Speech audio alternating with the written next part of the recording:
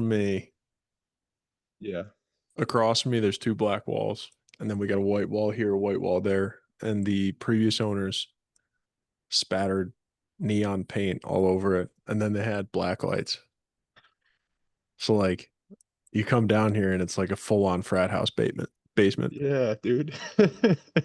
What were It's they up wild. to? What are the other owners up to? Yeah, what were they what were they doing? Uh, they had a couple when we came and toured the house before we bought it. They had a couple of fish tanks down here. Okay. Fish Um, were just partying. so yeah, I don't know. Well, fair enough, dude. Well, either way, jerseyed up. I gotta get some of my jerseys up. But well, Dude, for really the get a people, perfect you get a perfect wall behind you. I know, dude. I got a helmet over here. I don't know. All my jerseys are. I don't even know where they. I think they're downstairs. Like I don't know. I've You been got kept. the 7.9, so I know. I do have the 7.9. If I had it, I would. I'd pull it out. But either way, we've got Charlie Shuman, episode 4 here. A lot of cool things I was thinking about for introduction. First doctor on the podcast, let's go. so that's good.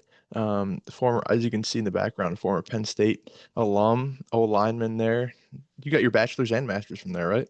Freaking Bachelor's and master's from Penn State. Yep. heck yeah. Then doctorate at Nazareth, physical therapist, avid golfer, I would say, Yeah. right? You're about to be, might be the tallest PGA golfer in the next few years. Yeah, And exactly. then doing how you're doing Ironmans too. So just a man of many and a new father. So a lot of Yeah. We're throwing it all together. dude, heck yeah. How's everything been? Dude, good. We just got back from PA this morning. Went down and saw my wife's family. So Nice. first road trip with the daughter. How'd that go? Well, the ride down, so we got good 3 hours both ways, but the ride down, she started screaming about 20 minutes from we were at a Sheets where we were planning on stopping. Yep. So we had to take a little detour. We stopped, got her happy, got her back in her car seat. But since we took a detour, we ended up on some back roads. Her little 2-month-old stomach didn't quite like that. Oh no. So she spit up every ounce of milk that she ate Oh all over no. the back seat. And then she went right back to sleep. So I was just like, dude, just drive. We got Just 40 keep minutes. going. Just keep going. And then it was bath time, then deconstruct the car seat to clean it when we got to PA. But we made it. Hey, that's good. That must be a little car seat for a 2-month-old. Like you gotta, that's like, yeah, that's Yeah. tiny. Yeah, it's not big. I didn't even think about that, but I'm like, that thing's like just tossed right in there. Just strap it in and go. It's heavier than you think, though. Yeah, I mean, that makes sense. It's You protective. know, you're like, all right, I can carry this all day. I played football for you. And then you carry her like 10 yards and you're like, okay, can we take her out of this? Yeah, gonna need to switch hands here. Yeah. Oh, that's funny. Well, that's cool, man. You guys are, that's, how far away from Penn State is that? Um, well, so we went down, she's from Lebanon, Pennsylvania. Okay, I gotta pull up So the map here. it's like 2 hours. It's outside of Harrisburg. It's Oh, I like know two where, yeah, I hours got from Penn cousins there. State. Okay. It's a little farming town, middle of nowhere. Heck yeah, dude. That's not bad. Freaking hot there. See Yeah, dude, the, it was the last 2 days was like 95 and what the all were heck? spent inside. Yeah, just straight AC. Yeah, I think I went for a walk Monday midday. Good sweat going. Great Yeah, sweat going. get that post meal walk after 10 minutes. Yeah, You need a shower. exactly. That's how it is.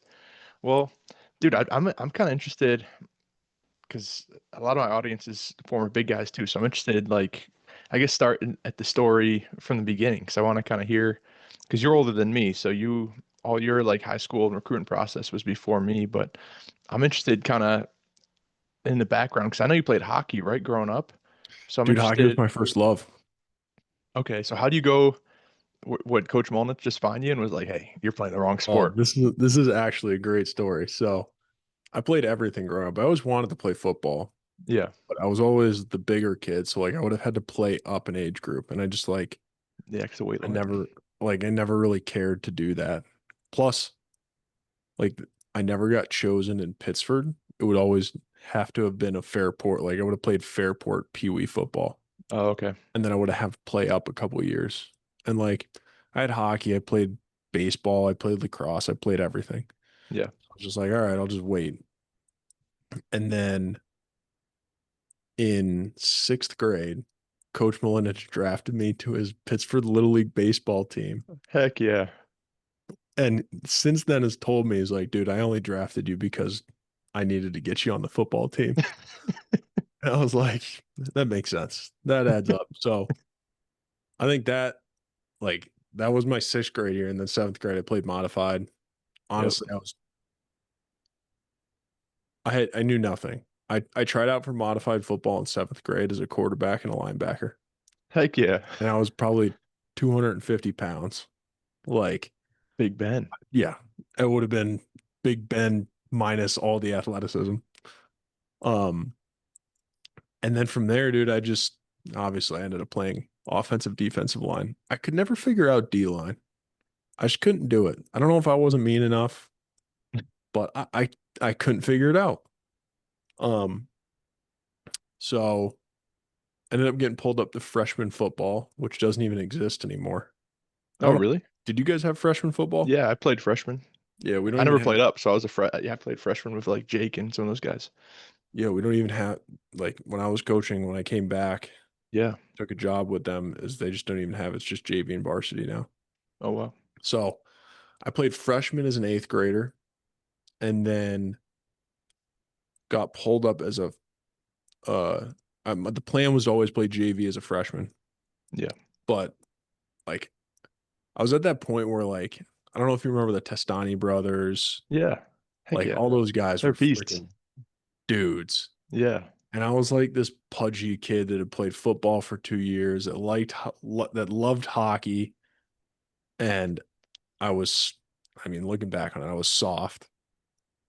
And like I made it through summer camp with JV, and then I looked at Malinich and I was like, dude, like I'm either gonna quit or I'm gonna go back down and play a year with my buddies and like go to freshman and just like Yeah. have fun with it. So looking back on it was kind of the greatest thing that I ever did because I don't think I would have made it through that full JV year. Um, and then sophomore year, I ended up going up to varsity. I was a little bit more like mature, kind of new. I'd been in the weight room for a few years. Um, and like I went down and played a couple JV games with my buddies, but like I was full time on varsity. Yep. But I was a backup. I got in a few games. I think Fairport homecoming was my first game I played in at varsity. Heck yeah. Um, and then started junior year as a left tackle, senior year as a right tackle. And like honestly, like I was never that like I was just always big. Like I was never that good at football that I was like, all right, dude, like we're gonna go do all this that like football is gonna take us places. Like I knew I wasn't good enough at hockey. Like I was 6'8", 300 pounds. Like Like hockey Chara. just yeah, like even Chara was like 6'8", but he was 180 pounds soaking wet. Yeah. Um, so I never really like crossed my mind. Like I knew Malinich was a good recruiter. Like he gets guys to go places. Um, so I think going into junior year, like I went to a couple of camps. He was like, "Oh, I'll pick a couple camps," and I was like, "Of course." I picked like, or no, maybe that was after my junior year. Going into junior year, I think I went to like the Cornell camp. Like, had a little Yep. bit of film from the two games that I played, but nothing really came up with that. And even back then, like, I don't feel like recruiting in New York State really started for guys until after their junior year, anyways. Yep. Um, so I played junior year. I had a really good season. I feel like my junior tape's actually better than my senior year film, partially probably because I was playing on the left side. So we didn't get the big three tech that you normally get in high school football Yeah. that you have to go against. So, um, and then I think it was February of my junior year, I got a call from Old Dominion. Been recruiting me a little bit. Um, and they offered me a full ride to go down there. And at that time they were D1 AA. and they had Yeah. started they had announced that they were going to transition to D1A. So like there would have been 2 years there where we just kind of played the season and we were transitioning, wouldn't have been allowed to go to bowl games, couldn't play in the FCS playoffs. So like at that point I was all right, let's go. Like I kind of told Coach Malinich from there, I was like, I'm good on some of the other like D2, D3 schools. Like I got like I'm at Yeah. this point, like I'm in it. Like, let's Yeah. go. I don't really no offense to those schools. I was like, if I'm here, like we're either gonna go here or we're gonna go somewhere else. And I had some spots like Syracuse talk to me a little bit. Um, and then one day, like I grew up a Penn State fan. So obviously, as you can see, the Penn State thing worked out. If people listening haven't figured that out, the Penn State thing worked out. But like I grew up a Penn State fan. My dad was a Penn State fan. Never been to a Penn State game, but like we watched every game together. And Coach Malinich texted me, he's like, "Hey, Penn State's coming to see you in the Sutherland counseling office at like noon today." I was like, "What? Like, what do you mean?" He's like, "I don't know. Like the recruiter from Penn State's in town. He's coming to see you." I was like, "Okay." And so going into senior year, I picked Boston College had come to see me. I went to a camp at Boston College. Worst Mhm. experience of my life because it was 95 degrees. I knew nothing about nutrition, nothing about hydration, Oh yeah. and it was on turf the whole day. I was in my stance the whole day, and I made it through. But then after that was the first time I'd ever experienced like leg cramps. You got like So revved up. it was terrible. I couldn't my cousins live in Boston, so I remember sitting in their freaking kitchen. I go to stand up off the chair and I like fall down. I'm like, I don't know what to do. Like this is miserable. But then I went to the Penn State camp, I went to the Cornell camp. Um, and like from there towards the end of summer, Old Dominion kind of gave me a like, hey, you know, we kind of need an answer from you. And I was like, nothing else was there. So I'm like, all right, let's do this thing. Like full ride. Let's go have a Yeah, day. I heck went yeah. down there. I don't think I did a camp down there, but I went down there for a day and like toured the facilities over the summer. Like a great spot right on Virginia Beach. Yeah, it's cool down there. All right, this will be sick. Um, and then kind of went through camp, got ready, started the season, had a good first few games at Pittsburgh. Like everything had fallen off recruiting wise, and then I reached back out to Penn State. I was kind of like, all right, like let's kind of make like one last ditch effort here because how sick would that be? So I emailed Coach Hickson at the time. He was the wide receiver coach and he recruited our area. And I think he called me back the morning before they had their like 3 overtime whiteout game against Michigan that kind of like put them all back on the map. And I was like, dude, there must be something there. Like if he, so, we kept in touch and then they invited me down for a game against, I think it was Nebraska in 2013. So we went down there and saw the game, got a tour of the facility, spent a little time there, and it was awesome. And then come December, like nothing had come through. I had committed to Old Dominion. I remember it vividly. I was on the 490. We had just gotten on the Bushnell's Basin, um, I was going to help some fundraising event. And I got a call from Penn State, and they're like, "Hey, man, I just want to let you know, like, we got a run on offer for you. They don't call it a walk on; they call it a run on offer. Heck yeah, dude. Um, for you, like, take some time, talk to your family, think about it." I'm like, holy crap, like what? Like this is sick. But the first thing I was to my parents, I was like, hey, like, I have a full ride to go play at Old Dominion, or I got to go pay to play at Penn State. Like, if I do this, like, are you guys okay with that? And they're like, yeah, man, like, you got to do what's best for you. We'll figure the rest out. So, like, dude, hardest conversation I've ever had to have. I think I don't know if to this day there's probably been harder ones, but at that point in high school, decommitting from Old Dominion because they didn't do anything wrong. Like they were great to me.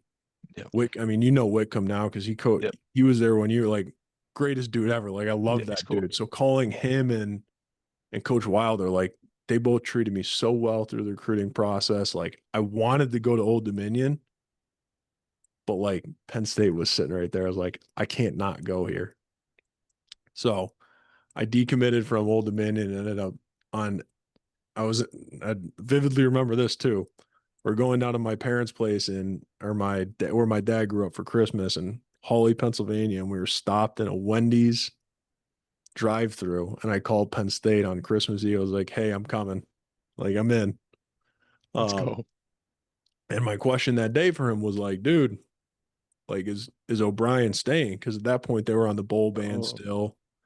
And there was kind of rumors floating around that O'Brien was going to go back to the NFL. And Hickson's like, yeah, no, dude, no problem. Like he's staying. We're in it. Fast forward a week later, New Year's Eve, and the news breaks. Like I'm sitting in my friend's basement, or we're getting ready for New Year's Eve, and they're like, O'Brien's leaving to take the job in Houston. And I'm like, bro, what? Like, what do we do now? Like, so at one point, Old Dominion reached out to me and they're like, hey, like if anything falls through, like we'd love to take you still. And then, they hire Franklin, goes back and forth. Like I don't hear much. Obviously, I was a run on at that point. He wanted to get his yeah. scholarship guys locked down.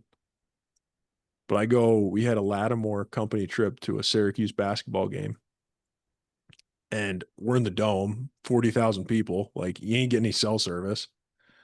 And my mom calls me like as soon as we leave, she's like, dude, like, what are you doing? I'm like, I don't know. I'm leaving a basketball game. She's like, look at your phone. I'm like, I got like 6 missed calls and 3 voicemails from this random number. I'm like, Oh shit. uh-oh. And she's like, dude, Coach Franklin's been trying to call you all day. Like he called me, like, call him back. So I'm sitting on this bus with like all my dad's buddies and like Lattimore employees, and like they're having a good time. There's a Hmm. reason there was a bus taken to the game. And I'm Responsible. calling Coach Franklin is like, hey man, like sorry it's taking so long to get you. Like we're super pumped. Like we're having a run on weekend next week and we'd love to have you down. Come meet the new staff. Like I'm like, whoo, all right, let's go. So the next weekend we go down to Penn State and meet the staff. Um, and then showed up in June and got after it. That's their whole Dude. recruiting story. I know that was a long story, No, but that's cool. I've got a ton of guys who are either kind of because I work with guys who are in high school or college, and I think everyone loves to hear those stories, which is pretty sweet. How is it getting on? Because I know for me, I remember my first June with Jake. That was a big wake up. Like, how was it getting down there? And I'm sure you're working out with a bunch of freaks and crazy strength coaches. How was that like initial summer? dude, so from a recreational standpoint now, there's like two things I wish I did different in high school. Like I quit playing hockey after freshman year for high school just because like right, the weight room takes precedent, like get strong. Yep. If I look knowing what I know now, one is like having gone through Penn State, like if there's something you can do coming out of high school to be in the best place to go into college, like strength and conditioning, it's not be strong. Like you can get away being super weak. Like they will get you strong. Yep. But if you're in shape and like you can run and you're athletic, you're going to be 10 times better off than like being super strong but like way out of shape. So like I should have kept playing hockey. 100%. I would have been way better off going into Penn State. And then I also just think where I'm at now is I should have taken my 4 years of free golf lessons and played golf in high school because I did nothing in the spring. That's more so where I'm at now. I don't think that would have done anything for my college Hey, football experience. that hip torque. um, But but no, that first summer was it was wild, right? Like I left. So graduation, we graduated, I think like June 26th that year. And my Penn State report date was June 25th. So they let me miss the first day of just like, I mean, it was like check in, move in. They let me miss the first day so I could graduate. And I walk off the stage, I get in my car, it's all packed, and we drive right to Penn State. So, and then we get there, like I have to get my heart scanned and all that stuff. yeah. I'm sure you went through that. And it took them like they tried to scan my heart. They couldn't get a clear picture. So then they had to like inject me with dye. And I don't know if they had an intern that day. Still vividly remember that they stuck me like 7 times to get the dye in there. Oh no. So like I missed the first 2 workouts because they couldn't like get this thing done. And then finally they show up and like we get after it. And like I was strong. Like the strength stuff for me at Penn State wasn't where I struggled. It was the running, the conditioning, like, and I was freaking out of shape. Like I was just a chubby. I probably showed up there at like a chubby 320. Like it was not like a lean 320. Um, so like the first year, I think I dropped all the way down by the end of the first season. Like I was down to like 280. Yep. Like I got pretty, Classic. yeah, I got pretty lean, um, which was good. Like I met some really good guys on the team. Like made some really good friends that first summer. Um, but end of that, end of the first year, like, dude, I mean, it's big time football, and like we were stretched at that point for people just because we were still in the sanctions era. So Mhm. the run-ons were important, but like going into winter workouts, like I was so scared to get cut. Like it was always on my mind of like, dude, you're gonna get cut. Like, what are you gonna do if you come here and just get cut? Like, you made it a semester and then you're just gonna be a regular. Like, I was like, that just wasn't an option for me. Like, Yeah. it took me a lot of courage. This is probably now the second hardest conversation I had after that decommitting from Old Dominion, but I went into my own line coach, Coach Hand. I was like, dude, like, this is how I'm feeling right now. Like, I am struggling with this. Like, half of me wants to quit before I get cut just so I feel better about it. And like, I'm so glad I had that conversation because he's like, dude, as long as I'm in this office, like your spot in the locker room will be safe down there. Like you're a dude, you work hard, and yeah, you may not have seen reps this past year, you may not see reps this year on the field, but like you just keep busting your ass. Like you got a spot in that locker room. Like you're a guy that we want around. So like that kind of let me go into that spring, like be free, like kind of be versatile, like try to work on a bunch of different things. Um, Yeah, I mean the transition was hard, right? You go from home to dining hall food and you're away from home, but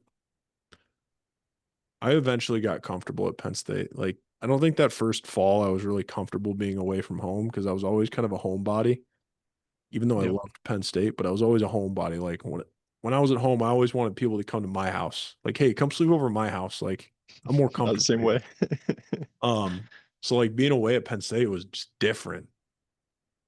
Um, but no, it was awesome. I loved every second of it. Our first game was actually in Dublin. Oh, this is actually a great story.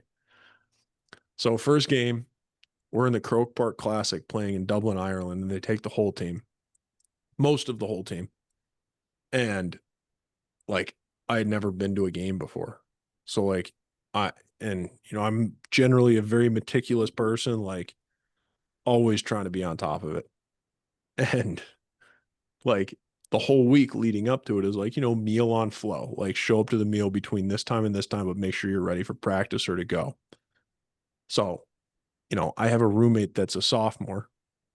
He's been through it before, right?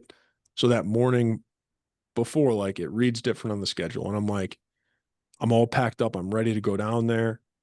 And I'm like, hey, like we got to be there right at time, right? He's like, no, no, like it's on flow. Like we're good. We can go down in a little bit. So I'm like, all right. Like I'm chilling on the bed, like just waiting. I'm like, all right, I don't need Oh to yeah. sit at breakfast for an hour and a half.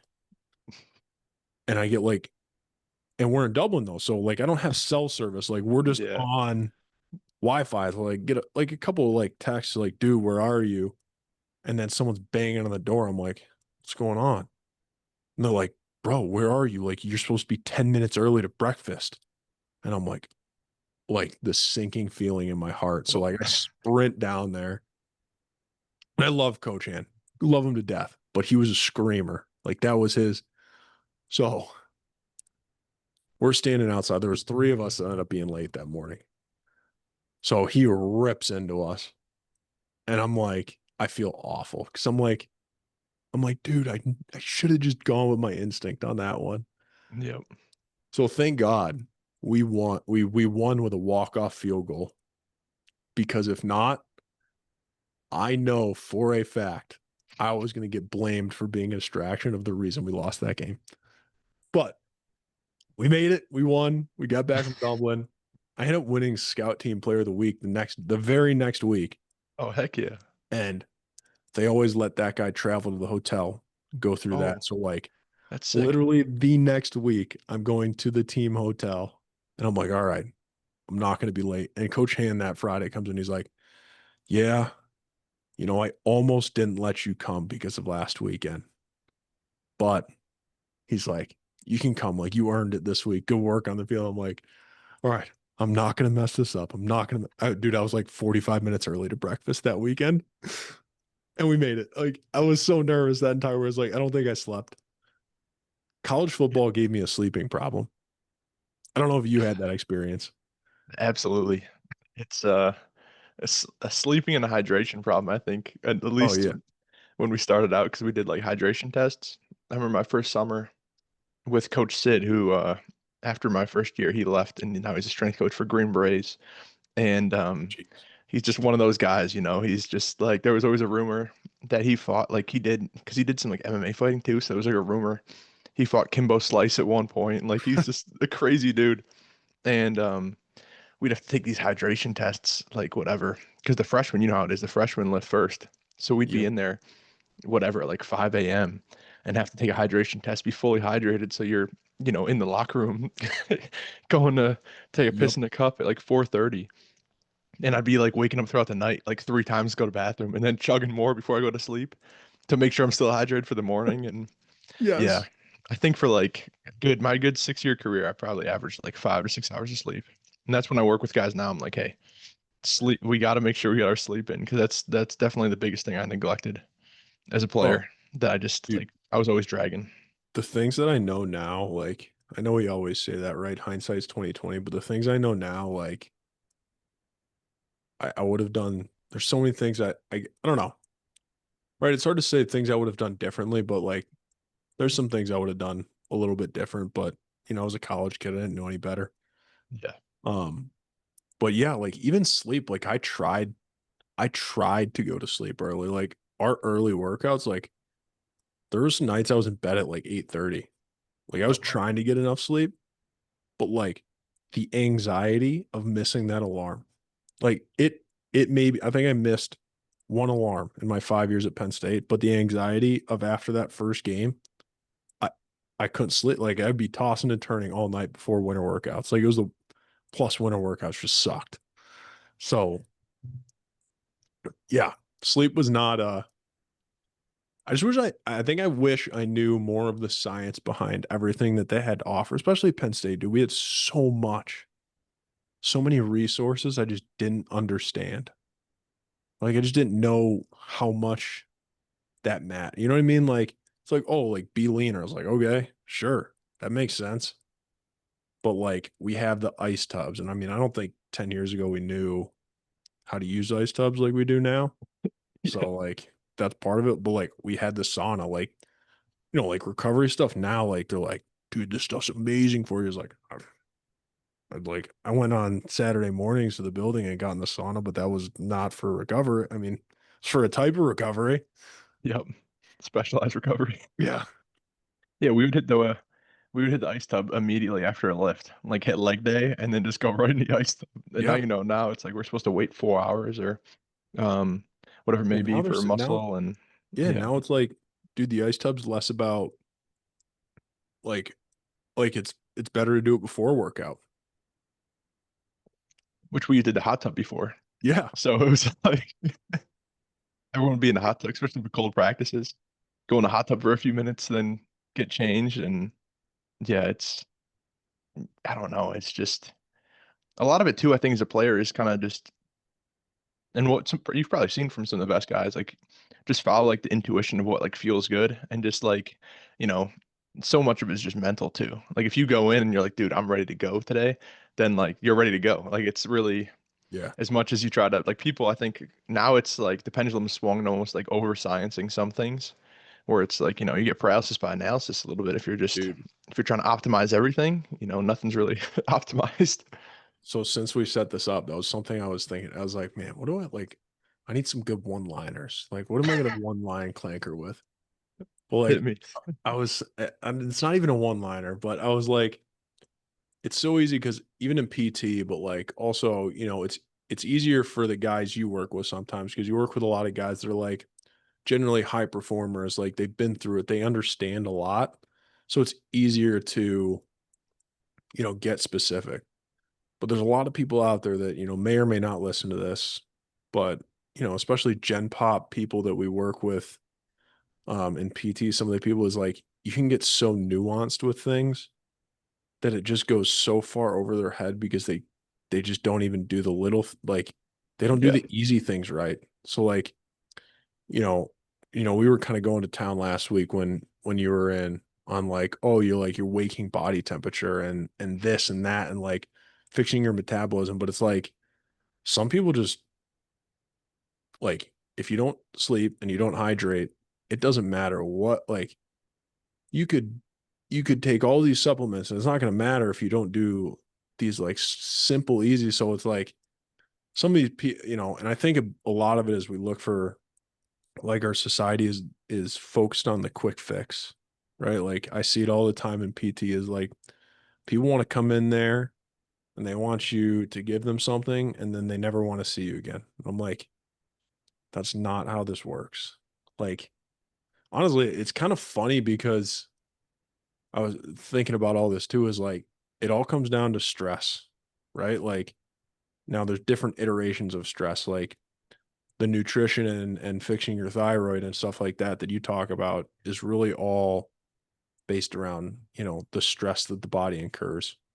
And then, fixing and loading tissues is all based on like what I've talked about is a lot of the stuff that we see is less, like, oh, you had this bad injury. Is like, no, it's because you've been eating freaking Wendy's every day for the last 30 years. And then, yeah, finally your shoulder, has been overloaded for that long and it hurts. Like half the time, the chronic pain and like injuries that happen is less to do with this one moment in time as it is like for the last 20 years, you've been doing this same thing and you're not, it breaks down over time. I think it's the same thing of like when you look for a quick fix, you didn't get to this point quick.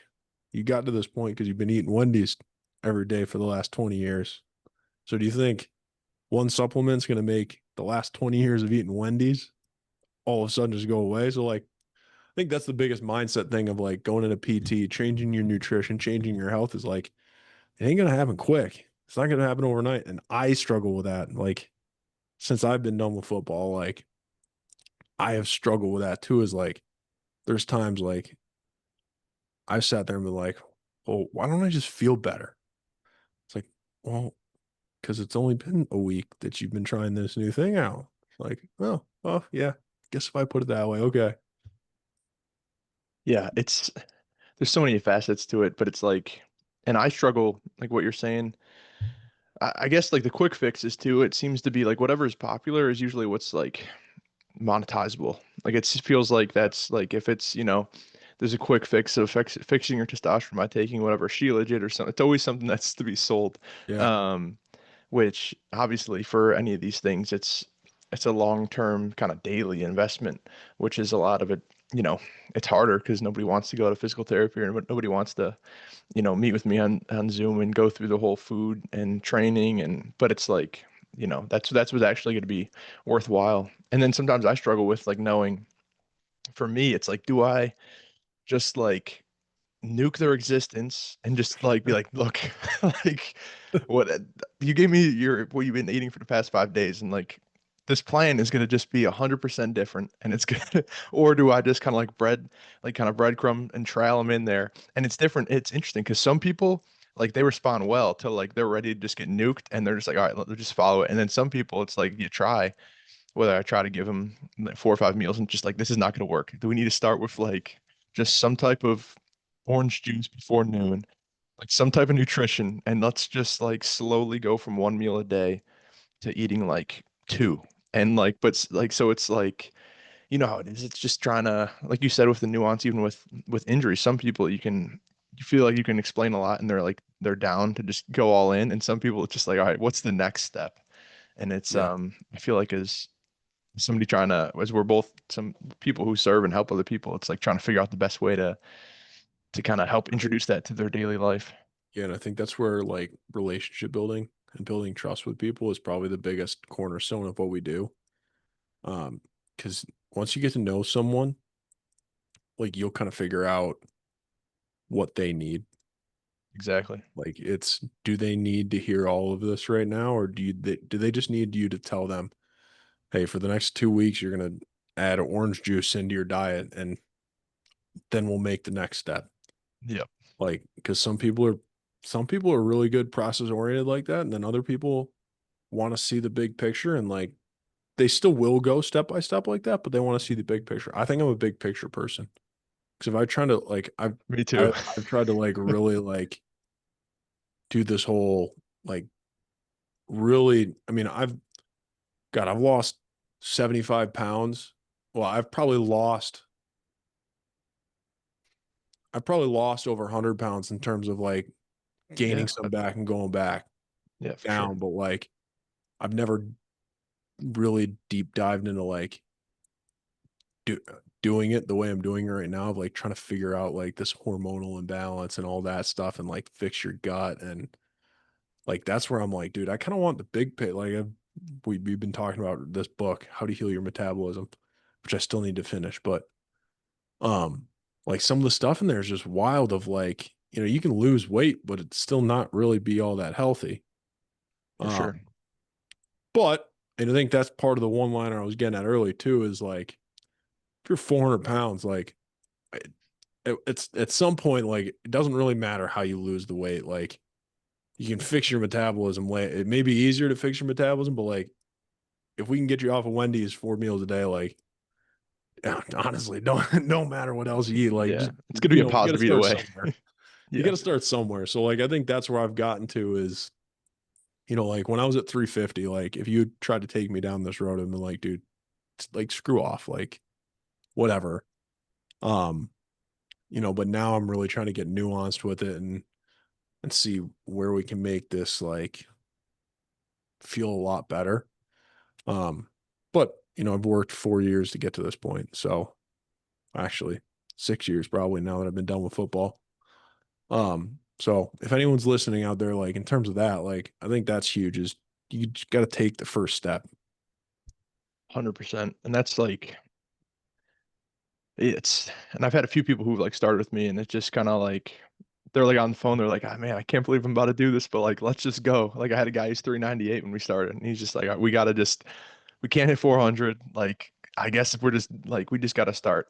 And it's like, sometimes you almost need that kind of the rock bottom to then be like, hey, we got to go, like, and take that leap. And then once you're in there and definitely have some guidance, because for me, I wish I had some of that. Because when I lost my weight, I freaking tanked all my hormones. And now if what I try to help with people is like, hey, let's do it the right way.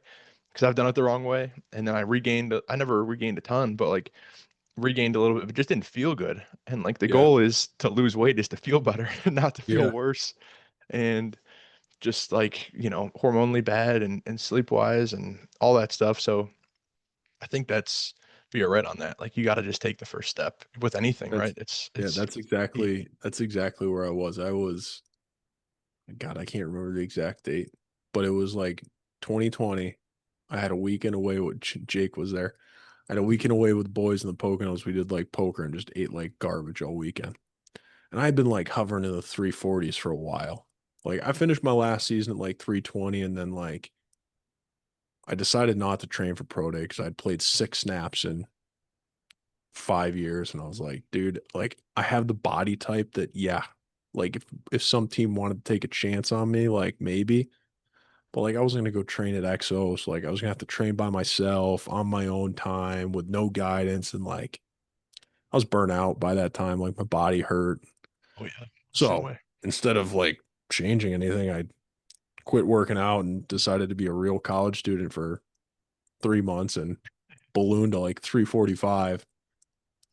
But like then I tried to like work with a dietitian, like lose some weight, but like I wasn't really committed to it. Like it started PT school. And then after that weekend in January of 2020, I hit 350. I was 350.2. Is the only time I've ever stepped on a scale and been over 350. That was the only morning. And I was like, dude, nope, we're not doing this. Like something's got to change. And like from there started going down. But honestly, like COVID was huge for me. Like to have the chance to like take a step back from like everything going on in life and like, dude, we were home. So like what else was I gonna do? Like I Yeah. had no excuse to not like start cooking better meals.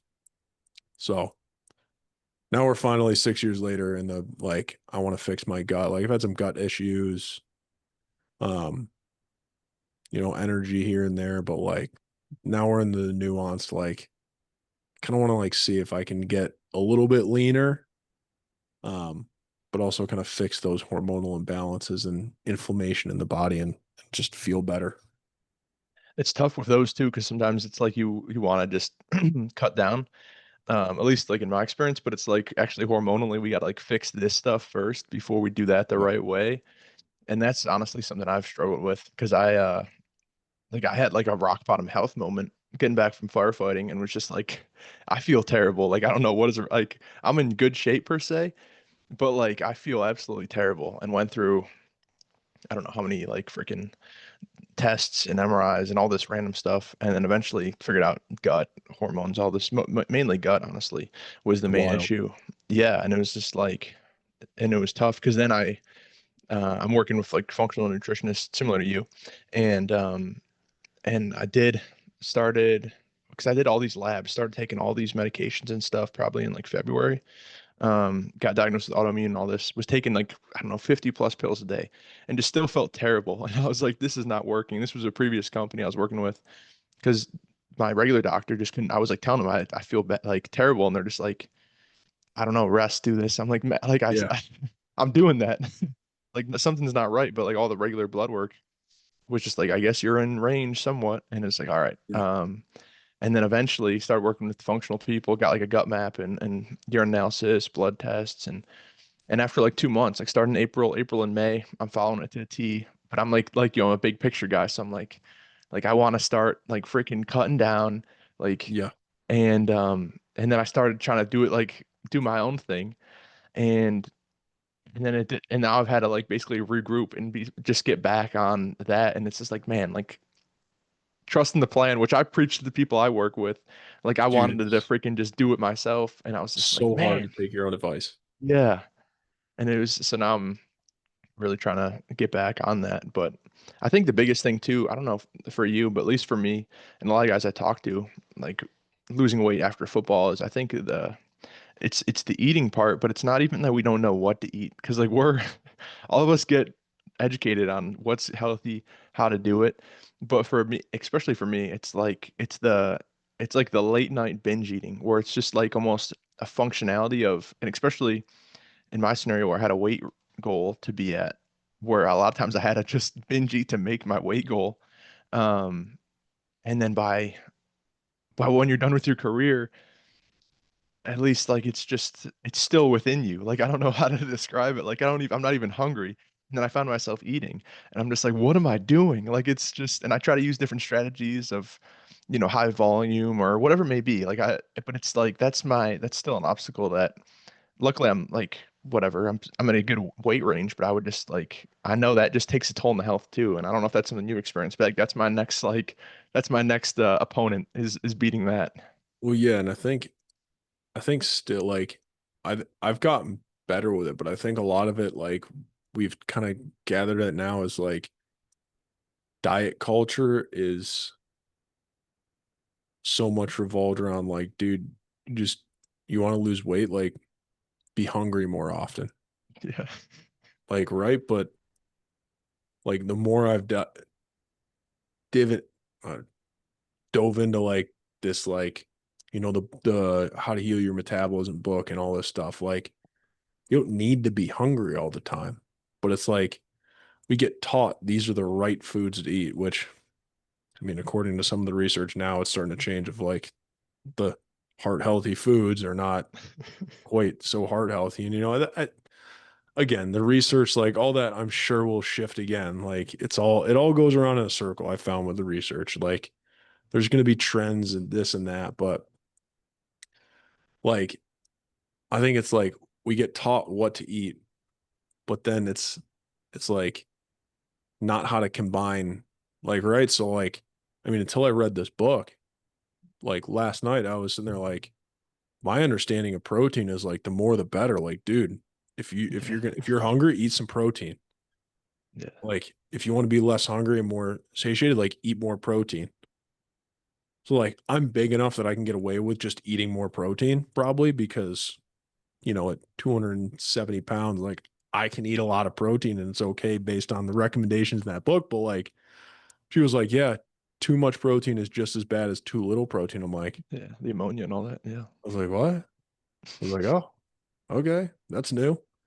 Um, and then like actually combining protein with carbs and fats, like and how that works in the body, that's where I'm like, oh, okay, like that all makes sense. Sounds good. Yep. Find me up some coconut oil. Let's go. Yep. Um, but it's like I think that's where like there's it's you can get so nuanced with it. And like again, people got to start somewhere and then you can get more and more nuanced as like you get into it. I don't know where we were at now. I kind of lost. I was talking about the education, and then I went into the binge eating, where I Oh feel yeah. like that's like I I don't know, that's a I grind. agree. I still struggle with it. Like I've been really good this summer of getting into like a good flow with some of the gut health stuff. And then I was away this weekend and like again, I was better than normal. But Hmm. this past weekend, like traveling, we went to Sheets on the way down and the way back. And dude, Jeez. I can't not eat Sheets. So like my body's feeling a little like, ugh. Cause like I just didn't have, sweets are like bad. Sweets to me, dessert is my like kryptonite. Me too. And right. So like my wife's like, we're going to Desserts Incorporated or International, one of the things, because they live right near Hershey, PA. So of course they have dessert places everywhere. And like, I'm like, all right. I'm like, my original plan was I'm just gonna sit there and watch them eat. And then no. You think I sat there and just watched them eat? Yep. No. It never. Yeah. So like, I take that all like I've gotten a lot better with taking that. I think the biggest progression for me too is like taking it all with a grain of salt, a little bit of like, dude, that one cupcake's not gonna like ruin you. Like that one night of eating is not going to ruin all the progress that you've made all summer.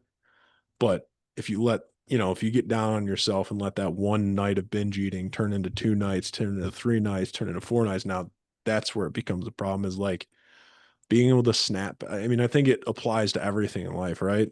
Yeah. Like if something bad happens to you, um, or like you make a mistake, I mean, heck, football, right? We learned it is like if you mess one play up, don't let it turn into two, three, four plays, Yep. Short-term right? So memory. like, don't let one mistake compound into the next mistake. Like just it, acknowledge it, admit it. Like, all right, was that my best decision? Probably not, but like, there's another decision to be had. Like, move on.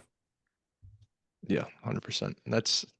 I mean, that's the way you got to go through all those mistakes. It's like, and that's when because I'm always every day I see that the all the guys I work with their weight. So I'm like checking in and I see one guy like 314 and then 319. I'm like, I text him or call him. I'm like, hey, is everything okay? What's going on? And, but it's like, I think just having that support sometimes, like I wish I had that sometimes where it's just like you need, it's easy to get down on yourself and be like, man, and then you wake up the next day, you don't eat breakfast, you don't eat lunch. By dinner, you're super hungry, and then you repeat it, and it's Yeah. just like it's a cycle that can get repeated pretty quickly if you're not careful of it. Same with anything else. It's the same Yeah. thing in like PT. We see it a lot. Is like you give someone an exercise and you're like, do this once a day, and then they go do it like 7 times a day. Then they come back and they're like, my foot is or my whatever is killing me. I'm like, well, what did you do? Like, well, my knee felt great after I left here, and then I went and walked a 5K, did my exercise 13 times, and then we went up and down stairs at this and that. I was like, okay, um, well, let's just take a second. Let's listen to what we did here. Um, so like a lot of it is just in what people tell you. It's like, yo, guys, like, hey, it's the answers are right in front of us. We just have to like take the time to be like, hey, we can't do everything is in moderation. Like you're gonna make mistakes. Flare ups are gonna happen in PT. Like you're gonna have pain. Like it's just part of life. Like Yep. pain is so unpredictable to say, that like in PT is like I tell people, I'm like, pain is way too unpredictable for me to sit here and say, hey, my goal for you for graduation at PT is for you to be completely pain free. Cause like that's just not realistic. It's hard to say that because pain is so much more like as we continue to try and understand things research wise, like pain is way more complex than simply a tissue injury. Like, sure, hamstring strains, like, right? Like your hamstring's gonna hurt when you strain it, but like if you don't rehab it the right way and like your understanding of what that pain is, you go back to sport too soon, but you never, fix some of the biomechanics that come with it. Like your hamstring may hurt for the next 9 years until you like actually address your understanding of what's going on there. Um, but I think I hear my kid crying upstairs. Oh, I was right. No, but I think, like that's where it's like everything in moderation, like just taking a step back of like everything's not going to be perfect every day. But if you can move the needle forward every day, like towards your goals and what you want to do, like that's all that matters, man. Like you can't over stress yourself out about every little tiny detail being perfect because it it's just never gonna be. And like then you're gonna like we talked about stress earlier, then you're just gonna stress yourself out. Your gut's gonna feel yeah. worse. Like To burn out. yeah, like I have personally gone through it in the last 2 years of like the trying to make, as I got into triathlons and I got into all this of like trying to be perfect with my training and every single workout being like 100% and, becoming a dad and working full time and all that stuff. Like you can't be perfect. Like it's Yeah. okay. But like there's someone said it perfect to me. One, as I said, you can't be perfect was like all the training and everything. It's like leading to these perfect moments, right? So, as you move the needle forward, you kind of you get to sit back and take in these perfect moments of like, I got that bike done this morning, but now I'm sitting here. I had one of them while I was on paternity leave, like sitting on the back porch holding my daughter. My wife was out there, and like we just got to sit and watch the sunset, like perfect moment, right? Yep. But everything leading up to that wasn't perfect because I'm sure we changed 3 poopy diapers and she screamed for an hour like she's probably screaming upstairs for my mom right now. So like right like it's honestly becoming a parent has changed. It's made it a lot easier. Like, dude, you just gotta laugh some things off. Like the first week we had summer, we took her to the pediatrician and she crapped all over the table. And like my wife and I just laughed. Like, you just gotta laugh about it sometimes and move on. And it leads to those perfect moments as opposed to everything leading up to it being perfect. Yeah, I couldn't agree more. And that's like, that's interesting, the mindset shift. Like, even you feel it more as a parent. Because I've been working with a lot of guys who are dads. And obviously, I'm not one. So I'm like trying to relate and give them practical advice. Um, but that's like, how has that been managing that the past few months? And then obviously during pregnancy too, I'm sure that was a shift with just more Yeah. caretaking and things you're doing. Like, how have you been able to still chase your goals of health and triathlon and or Ironman and then golf and work? Like, how's the balancing act been with that? One, number one, I will get killed if I don't say this, but truly my wife is a rock star. Mm. Um, so, like support system is number one. Like, and then communication, I think, is huge, Yeah. right? Like, if I just go do whatever I'm going to do and I don't tell my wife, like, she's going to start getting pissed at me. But like, if we communicate, like, hey, these are my goals, and she has her goals coming up too, that we communicate, like, as I've gone back to work, I've had to put in a more concerted effort to make sure that when I come home from work, I give her 45 minutes to an hour to go work out. Um, so like the biggest thing in terms of getting your goals done, right? Because I absolutely do not believe that just because you have a kid means all your dreams die. Like that's just not, I don't know, and that's not how I want to live. Like Yeah. I want to bring Summer along. I want to bring Summer along for all my triumphs because if she sees me doing hard things, like that's going to show her that, hey, there's nothing off limits to you.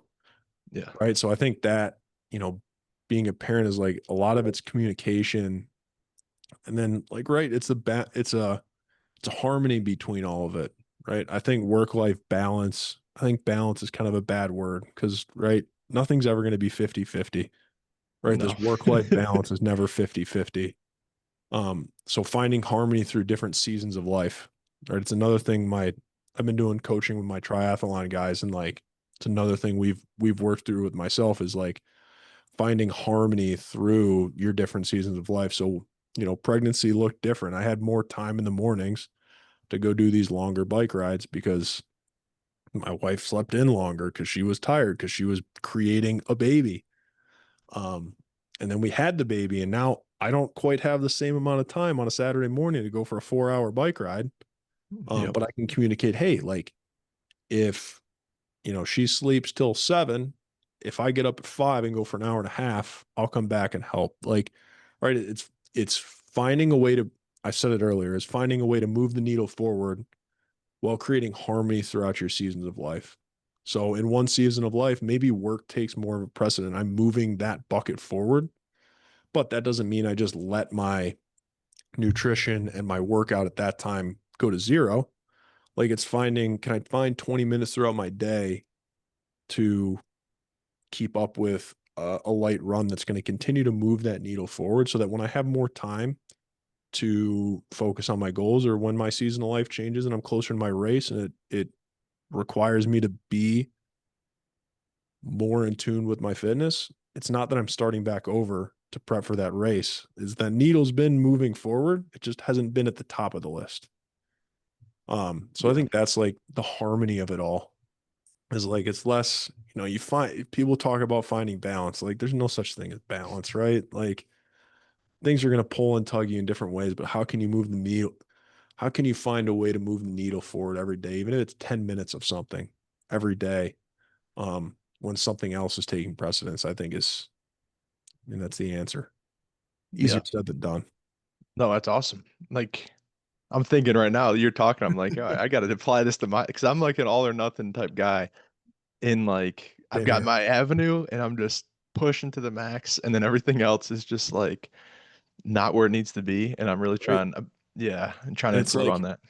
I went through a lot in the spring leading up to summer's due date was where I had like, I don't know if I want to call it anxiety or stress, but like I had a lot of like, I'm doing all these things right now and I have no time. Like how are we gonna add a bait? Like how am I gonna keep these goals that I have and we're gonna add a baby? Like Yeah. how I'm gonna make it? Like, and then that's where we kind of got into this conversation of like, dude, like there are gonna be times where like, right, I felt called to do this golf stuff I'm doing right now. So like my triathlon training, now that my Ironman's behind me, so I don't have another Ironman on the books until next May. So right, so now I can do like 4 days right now of maintenance work on biking, running, swimming, but I can put more effort and time into the golf and being a parent. Like it's not that my triathlon stuff is just completely going to the wayside. I'm going to pick it back up in March next year and start over. But it's not the priority. Um, so you can't be all 100% all the Yeah. time because that's where you're going to burn out. Yeah. That's what I noticed with like my building my business to like, all right, I'm at a good spot right now, but then I'm like, oh crap, I kind of my my own whatever training or nutrition or relationships. I'm like, just I got, working that harmony is the key. Yeah, So, right. And it's like that's your seasonal life, right? You're building a yeah, new business. You're building a new business right now. So like maybe that does take up 90% of your time. yeah, But how can you split up that other 10% to make sure that you're still getting enough sure. of your nutrition, your training, and your relationships so that, when you get this up and running and it's you have the systems in place that Yeah. okay, now the business takes up 50%. Now I have 50% to put more time into training, more time into Yeah, that's where I'm at now. I'm like, all right, let's try to pull back a yeah. little bit, like in a good spot. So, but yeah, no, that's cool. How is it? I'm interested too, like the Ironman. Is that like because I know you mentioned like March to May. Is it like do you do like an 12 week prep? Or how does it, that like a ramp up period, or how does that go? Because I'm interested, like that's fascinating to me. Yeah, it's a lot of it like so I've done two now and two have been two very different circumstances. Like last year I did one and my plan was to be just one and done. Like I was never going to do another one, but Mhm. like the mindset stuff that I've gotten out of it is like honestly that's like the addiction with it to me is like the growth that I've felt mindset wise through that training as opposed to like I don't know, I had fun. I loved it. Like I had fun this year especially. I had a lot of fun doing the triathlon. Like my mindset was so good leading into it that like I just had fun. Um but like biking, running and swimming like I enjoy them but like they don't I don't like it's not like I wake up every morning I'm like, "Yes, I get to go do a 5 mile run." Like, Yeah. yeah, this is what fuels my fire, but like it's a means and a process to like better myself so that I can show up in other ways. Um, so this year looked really different, right? Like I did a lot of work from January to the beginning of May, and then Mhm. summer showed up, and the last 6 weeks leading into the race, like I I don't want to say I did the bare minimum, but like I just showed up every day, like and just kept the needle moving forward, like we talked about, because my life was being pulled in different directions, but I had done enough prep work from January to May that I knew I could do it because I finished it last year too, and a lot of that was the mindset going into of like, dude, con my mindset into it was like calm and confident, like just go out and have fun. Like I didn't care. Yeah. Obviously I cared of what my time was, but like I didn't really care. Um, I just I wanted to finish and I wanted to go through it where like I just had fun and what do you know, it led to a 50-minute PR. I was gonna say, I thought you PR'd by a ton. I did. Yeah. 50 minutes, dude. Partially because the bike was 2,000 feet less elevation this year than it was last year. That helped. Oh, yeah. But like my mindset on the bike, I think was the biggest piece of growth from last year to this year, rather than even fitness. Like it was just like I've done it once and now I'm doing it again and I just know what to expect. Um, Is but the I biking mean, the hardest part? it's the longest, How long is it? What, 50, 60 miles, something like that? 56 miles. 56. Um, but it really turns into like once, at least for a big man, like once you get to the run, dude, it's all up top. Like you're run walking that thing. At Yeah. 270 pounds, I was not running heck. I did the Flower City half marathon in the end of April, and I wasn't freaking running that whole thing either. Um, but like the run at that point is just a mental battle of like how far can you push yourself into discomfort, and you learn, man, you can do way more than your mind thinks you can. Which I love. Like that's that mindset stuff that I love out of the Ironman is um just like that kind of growth. It's Yeah. helped being a 100%. parent, like the patience and all of that. Yeah, that's like, do you have music on or anything, or is it just in your head the whole time? No, so Ironman, you can't have headphones. You Oh don't even shit. have your phone with you. Oh, you're locked in.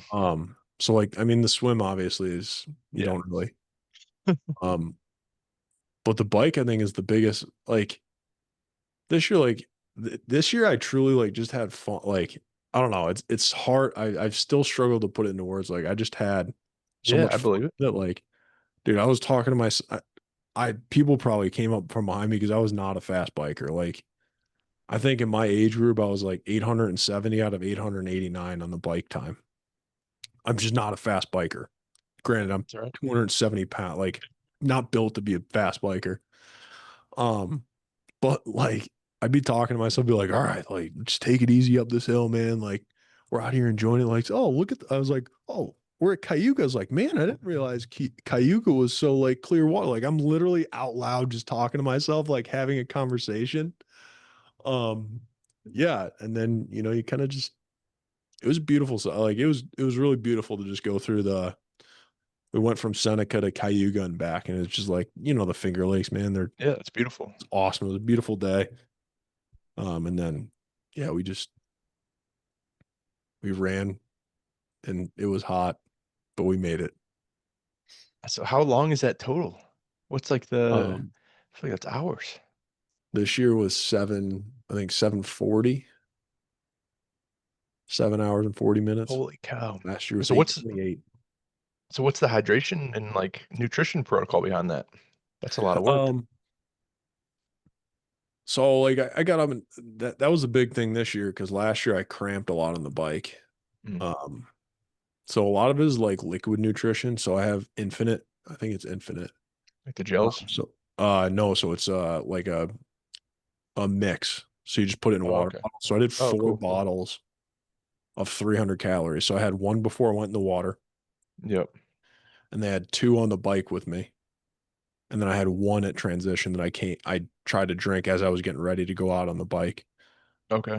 And then they have like every 14 miles they have stops. So I had like there's some electrolyte stuff they have there. Had a couple bananas, and then I did a couple honey stinger waffles.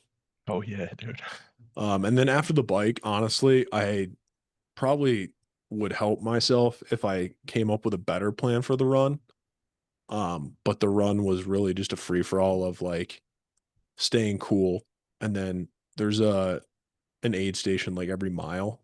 Hmm. They have Coke, which Like yeah. Mexican as Coke or I'm trying regular? like regular Coke, like as I'm Okay. trying to fix my gut health, like I haven't had any of that like sugar and all that.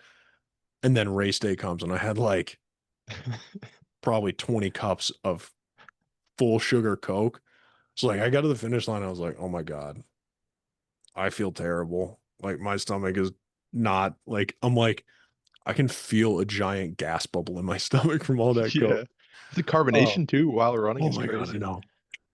But like it got to the point it was so warm, like the last 3 miles I couldn't even drink water. Like I was just pouring ice down my back because like my stomach was so full. Yep. Um, but like I had a honey stinger on the run. Um, which is funny because I hated honey stinger waffles when I was in Really? college when they gave them to us. Like, I What, wasn't dude? a I huge used to fan, put those dude. down. Right? I loved the Gatorade chews in college. Oh no. Yeah, exactly. I don't know what I was thinking. Um, but yeah, so like I don't know. I probably definitely and yeah, I could come up with a better plan for my run, but at that point it was like just get it done. Just Hey, put you one got it foot in done. front of the other and get it done. Yeah, you got it done. I mean, that's yeah, it was just like yeah, the overall just like sweat and output was like wild. So I was interested just in hearing because even like when we the firefighter, the long distance things I've never done obviously something of that magnitude, but just like the hours and hours of just output. It's like eventually, did you? I'm guessing you didn't cramp that night or anything because you had so much liquid in you already.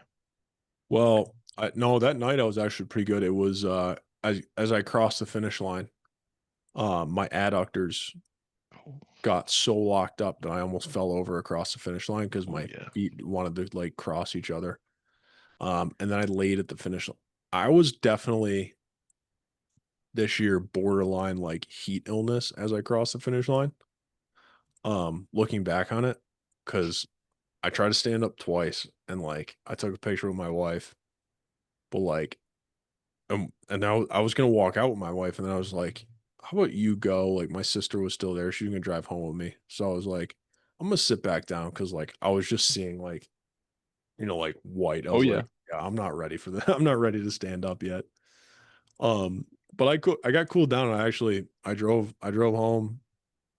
My Heck dad yeah. had like 70 people at the lake for a little like Billy Joel um cover band concert that night, and Oh, let's go. I was good. I was sore like Tuesday, Wednesday was like peak soreness. It was like I felt terrible. Um, but it's funny now that we kind of circle back into this like nutrition, gut health, stress thing, and reading the How to Fix Your Metabolism book of like this like long endurance workouts of like I was wrecked. Like since I've been trying to fix it all, like my whoop score was wrecked. Like I felt wrecked for like a week and a half of just trying to like, I mean, I'm still in the middle of trying to fix all that stuff too. So, Yeah. give myself some grace. Yeah. Um, but like I was definitely I think I was wrecked longer this year than I was last year, just in terms of like I think I know what it feels like to feel good now. That makes sense. I feel like Right? once you know, it's like, Hard. yeah, because then you're like, oh crap, I know, like I messed. Yeah, no, that makes sense. When you got into doing like the long distance, because I've got a lot of guys who are cutting down. They're like, man, they want to do an Ironman or some sort of running as they cut down. Like, how are you able to approach that without like wrecking your knees and everything? Obviously, you have a good approach because you're a physical therapist too. It's funny, man. It's fun. It's a lot of it is like you have to build resiliency, right? Like with every injury that you see, like a lot of it is the too fast or the too much too soon too fast, right? Like Yeah. if you Oh never yeah. like I truly believe deep down that if anyone in the world wanted to run a marathon, you could run a marathon. The problem is that most people want to do the couch to marathon program where they Yep. train for 12 weeks and run a marathon. And it's just like your body does not have time, your tissues do not have time to adapt to that kind of stress over that much time. But if you told me is, hey, if you've never run a day in your life and you want to run a marathon in 3 years, absolutely. Yeah. Like it's just building up the tolerance and slowly adding like a lot of times what I recommend for people, which is really hard, especially injuries from like runners, because all they like to do is run. You can never tell a runner not to run. The people that truly like to run, like you could Yeah. tell me They're not to run obsessed. it. You could tell me not to run. I'd be like, okay, sounds good. No running, Me sounds too. good. Can't do it. Um, but like the true runners, like if they walk into your office, they're like, hey, I got Achilles tendonitis, like, and I'm like, well, you shouldn't run. They'd be like, all right, see ya. I don't trust another word that's coming out your mouth. Yep. So, like, how can you one educate them on why this is happening?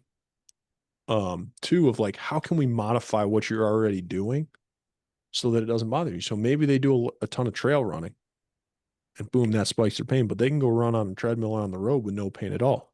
All right, well, let's do that. Let's just take a break from trail running for now, fix what's happening, decrease the load on those tissues, and then slowly reintroduce that as the inflammation process goes down. Um, so for guys that have never run, like, right, like I, my typical baseline is what do you think you could go out and run right now, right? Is it a mile? Is it 2 miles? Is it 3 miles? And then cut that in half and start there. So, like, if it's a mile, start with a half a mile running, right?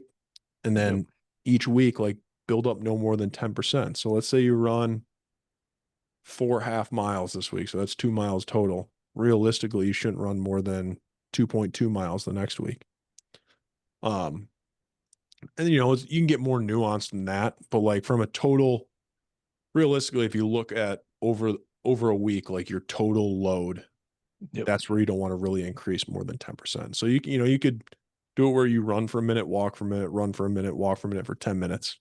And you do that 3 times a week. You see where your total distance is at. Don't increase it more than 10% the next week. And generally speaking, that will help you avoid major flare-ups. But things are going to come up. Like it Yeah, happens. that's life.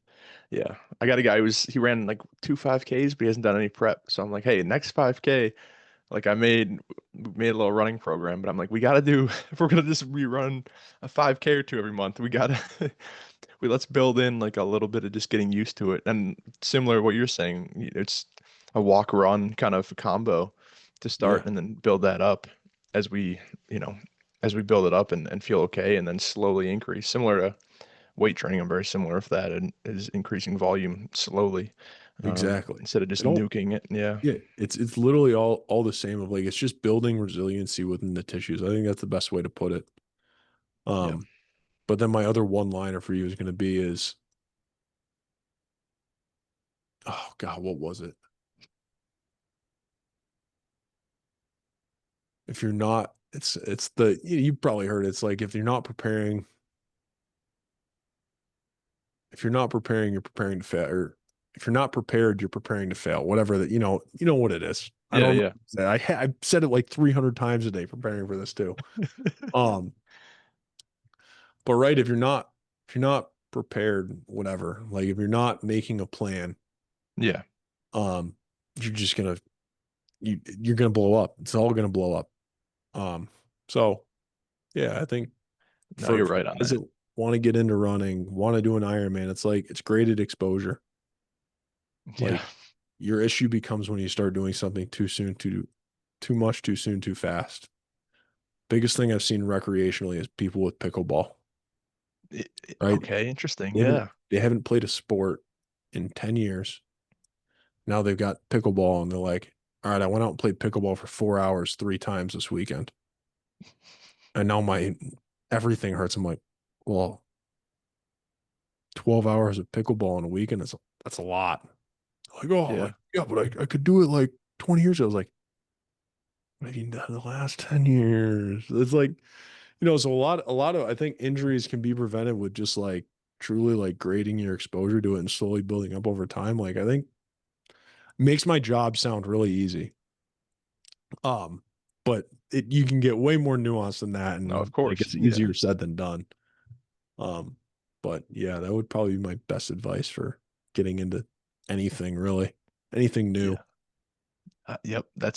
And I would agree with that from the injured side because I've Yeah. done it where I just like what you're helping me through right now is my feet.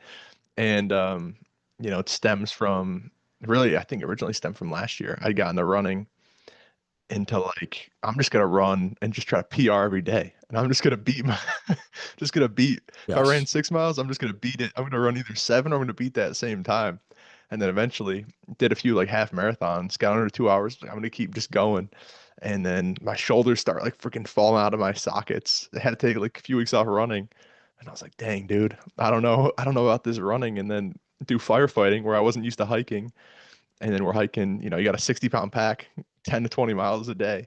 And then my Yeah. feet just start killing me. And I'm like, oh no. And I mean, I was in shape, but I wasn't in like hiking shape Right. It's for like my feet. Like I was cardiovascularly strength fine, but my like joints not ready. And then, so, and we yeah, talk about, like in sports, PT and strength and conditioning, right? Is like specificity matters, right? If you don't train, you can be the strongest dude in the gym and you can suck at football, yeah, right?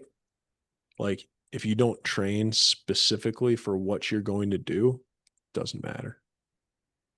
So, I think that's really what it comes down to is like graded exposure, but also being specific. Like there is obviously a lot of cross training, right? Things can apply to other things, but right, if you're going to go out and hike for 20 hours a day and you've never hiked a day in your life, like naturally some things are probably going to break down. yep. Happen.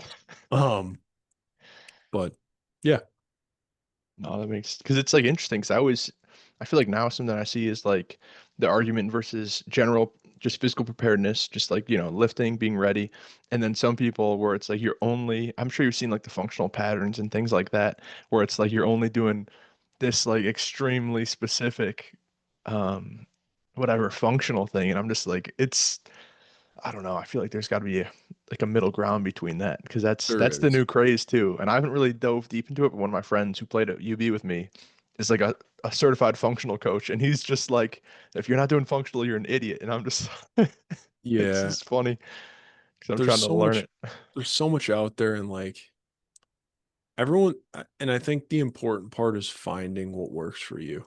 Exactly. Right? Um, it's finding enjoy, like I don't think there's one right way or wrong way, and that's where I think like PT is physical therapy in general has struggled. There's so many ways to do it. Yeah. And it get, doesn't work. One way doesn't work for everyone. So like you go to a certain PT and you have a bad experience and now you think PT sucks. It's like, well, no, like maybe that one way didn't work for you, but there's a lot of different ways to do it and accomplish it. So like that's where like I've tried my best in my career so far is to be like a little bit of a jack of all trades because everything, it's hard because there's so much out there. It's hard to be a jack of all trades without being really good at something. But having an understanding of everything and kind of taking into a little bit of like, right, you have your functional movement assessment or standards that can be applicable to certain people. And it works for some people. And then, some people really like manual therapy and it makes them feel good and it lets them do the things you want to do, right? Like it's being nuanced with that. And I think that's where it makes things difficult. But then I think it's also that thing we've talked about, like research wise, right? Is you can be the most research backed person in the world and it does not matter because, right, like if we take, for example, ultrasound and hot packs and ice packs and like, right, we talked about saunas and recovery tools, right? Like the research on all of that, if you go look at it, like you can find stuff that says it's the greatest thing in the world, and you can find stuff that says it does absolutely nothing. Um, but at the end of the day, realistically, at the end of the day, what helps you get better, get stronger, live longer is like you need to be stronger. Is like you need to load your body with things that is more than your body weight, like essentially. So like if you're injured and it hurts and you go in an ice tub and that makes you feel better, and it lets you go work out, I don't really care what it did. Like, right? One of the Yeah. biggest things that people like I find on social media that people bash outpatient ortho PT clinics is like ultrasound. It's like, oh, if you got people coming in doing ultrasound, like that's a terrible physical therapist. Like research says it does nothing. I'm like, I get what you're saying, right?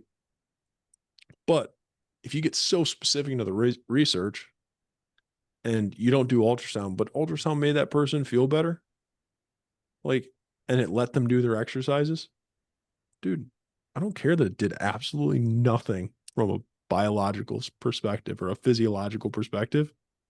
It got them to do their exercises. And that's what really made the change. So, like, that's where like I go back and forth on some of that stuff sometimes because like I get what you're saying is like ultrasound sucks, like don't do it, but like if it makes you feel better, let's try it. Because at the end of the day, it gets you to do your exercises. Yeah. Isn't that what we did last week? I We think you did did do it at my that, yeah. foot. Yeah. Hey, So I my mean, foot's feeling better. dude, it does, and like, right. Here's the other limitation with research to study things from a physiological standpoint, right? Like to figure out whether it does anything, they'd have to do ultrasound on a live person and then cut said live person open and look under a microscope what it did. No one says yes to that. So like sometimes you take some of that with a grain of salt of like, yeah, like it's really hard to research some of the stuff anyways. So Yeah, I mean, shoot, a lot of what I do is like, and it's been working for basically almost everyone who's been following the plan, but it's a lot of trial and error on my part throughout the years, and then I've obviously a lot of research, and then there's research for anything. So it's like you've got to figure out what to apply, and then what you see works with people. I'm sure with ultrasound, you know certain people or certain kind of groups that or injuries that it might work better than others, and you're like, let's try it out, and then you get a positive result, and you're like, all right, well, I'm going to continue to do this because it seems to be exactly. helping. So Exactly. That's I think that's where the nuance and everything comes is right. Like you kind of research is important and it's good. But it also just because research says one thing doesn't mean it applies to every single person either. And it's always research always changes. It's always like, I don't know. I'll just look back and be like, when they're telling you freaking fat's bad for you in the 60s and 70s, and get rid of glass, use plastic or whatever, It maybe all comes, smoking's good for you. Like it's yeah. just like, all right, well, let's just see what actually works. And then A lot of it's all cyclical too. Like I've learned as being a parent, like from what my parents have told me and my wife's parents have told her of like how they parented versus how, like we learned to parent versus, the new stuff that's coming out is like, dude, all goes around in a circle. You remember there's one thing that someone was telling us was like, yeah, we're just gonna do kind of whatever works for us because like it all goes around in a circle. yeah, it's all gonna work out. You just, I feel like a lot of it intentions, be Exactly. intuitive and you'll be straight. That's the So best piece of advice I ever got for what's becoming a that? father was some dude told me. Actually, I can't say some dude. Jordan Goldstein, one of the professor of tribal training. Yep. Um, he was like, "Here's my only piece of unsolicited advice is you will know what to do when she's here." And that's all Mm, he told me. And I was like, "Dude, you're crazy. Like, I don't know what you're talking about." Then she showed up, and you just kind of know what to do. yeah. It's like It's like all the other unsolicited advice of like, oh, you think you're tired now, like you just wait. I'm like, That's classic. it's like, okay, whatever. Oh, well, I feel like that's a great way to end it, man. It's freaking, trust your instincts here, do what feels right, and keep learning. I feel like that's what we're both trying to do is always keep trying to learn, keep trying to get better, and you know, Dude, life, absolutely. be harmonious, be in harmony with whatever's going on. I think that's We're a gonna big have thing I we're gonna took have to from you do too. this again in a year and tell each other what we learned from the last year. Heck yeah. I'm happy to. Well, I'll be seeing you tomorrow morning too for Yes. uh for my foot. So we Sweet. can we'll do a quick recap. Yeah, we'll see what we learned. Yeah, that sounds good. Well, Charlie, I know on Instagram they got you at Charlie Shuman PT. I'm trying to Charlie think Schumann, DPT. DPT of Doctor. I'm sorry. Yeah, I can't forget Dr. about that. Charlie. Find him at Lattimore Physical Therapy in Pittsford. Where else where else can they get you? I think I'm on Twitter, Big C Shoe 71, Let's back from my high go. school days. Yep. Um, but yeah, that those are the big spots. DM me if you Okay. have questions. I can't say Yeah. my content is all that great on. That's one of the things I need to work on, but we're have other things going on right now, so we'll work on the content part. Dude, we got some elite content right here with the golfing. Oh yeah, elite golf content. Yeah, what's going on there? We'll uh we'll save that for another episode. All right. Well, I'm sharing my screen real quick. No, we did I'll attach you to the link. Um, yes. but Charlie Schumann, you got some injuries or anything like that? Freaking hit him up, send him a message. He's got obviously the golf swing, Iron Man, all of that. So, Yeah, we're gonna see if we can well the US Amateur comes to play at Oak Hill in 2027, so oh really? we're setting a goal to see if we can qualify for that, but Oh, dude, let's go. we're taking it one day at a time. Well, I'm gonna have to freaking take some advice from you. I got my second ever time going golfing in a few weeks, so I gotta Oh, lock in let's for this go. tournament. Oh, we're definitely gonna talk about that tomorrow then. Yeah, we'll chat about it. But alrighty, brother. Well, I appreciate you for hopping on, and I'm sure we'll do it again in the future. Absolutely, man. I'll see you tomorrow. Alrighty. Yes, sir. See you tomorrow.